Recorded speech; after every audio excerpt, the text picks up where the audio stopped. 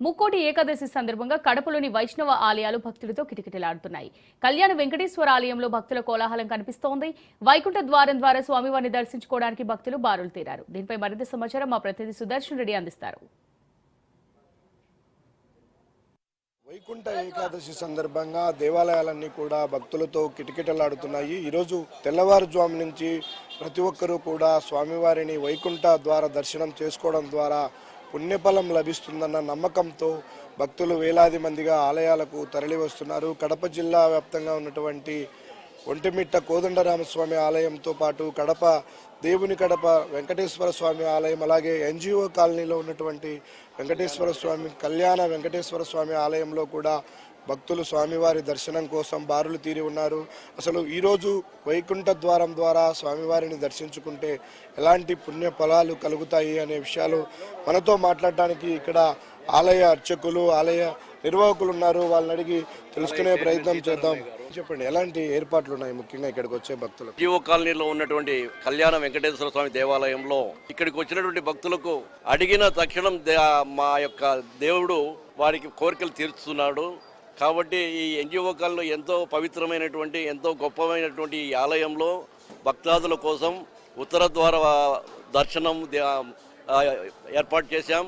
సాక్షాత్తు వైకుంఠంలో విష్ణువుని చూసినంత ప్రాధాన్యత ఈ యొక్క దేవాలయంలో దేవుని చూస్తే వచ్చేటువంటి భక్తి ఇవన్నీ కూడా దేవుని యొక్క కృప ఇవన్నీ కూడా రావడం జరుగుతుంది. కాబట్టి భక్తాదులందరూ ఉదయం 3:30 నుండి 3 గంటల నుండి వేచి ఉండి స్వామివారి దర్శనం కోసం బారులు తీరి ఉన్నారు. వాళ్ళందరికీ కూడా కావాల్సిన సౌకర్యాలన్నీ కూడా మేము ఏర్పాటు చేశాం.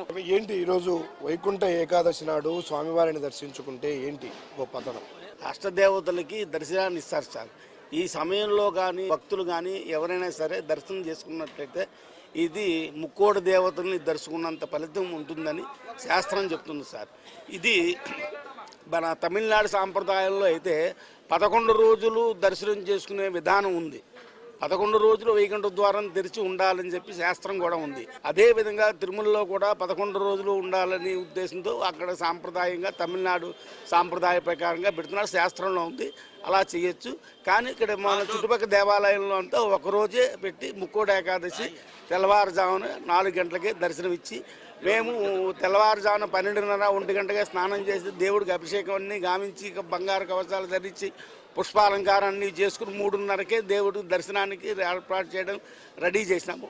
అంతా సవ్యంగా జరుగుతుంది. భక్తులు అందరూ సంతోషంగా ఉన్నారు. అందరూ కూడా తెల్లవారుజాము నుంచి ఉత్తర ద్వారం దర్శనం చేసుకుంటూ స్వామివారి సేవలో పునీతులు అవుతూ ఉన్నారు. ఈరోజు ఉదయాన్నే ఉత్తర ద్వార దర్శనం ద్వారా ఆ మహావిష్ణువును దర్శించుకుంటే సకల శుభాలు కలుగుతాయని, వైకుంఠ ఏకాదశి నాడు స్వామివారి దర్శనం ద్వారా తాము కూడా వైకుంఠం చేరుతామన్న ఒక నమ్మకం భక్తులందరిలో ఉంటుంది. అందుకే ఈరోజు ఉదయం నుంచి కూడా వైష్ణవాలయాలన్నిటికీ కూడా భక్తులు బారులు తీరి వైకుంఠ ఉత్తర ద్వార దర్శనం చేసుకొని పునీతులు అవుతూ ఉన్నారు. వీడియో జర్నలిస్ట్ నాగమన్ రెడ్డితో సుదర్శన్ రెడ్డి, రాజ్ న్యూస్, కడప.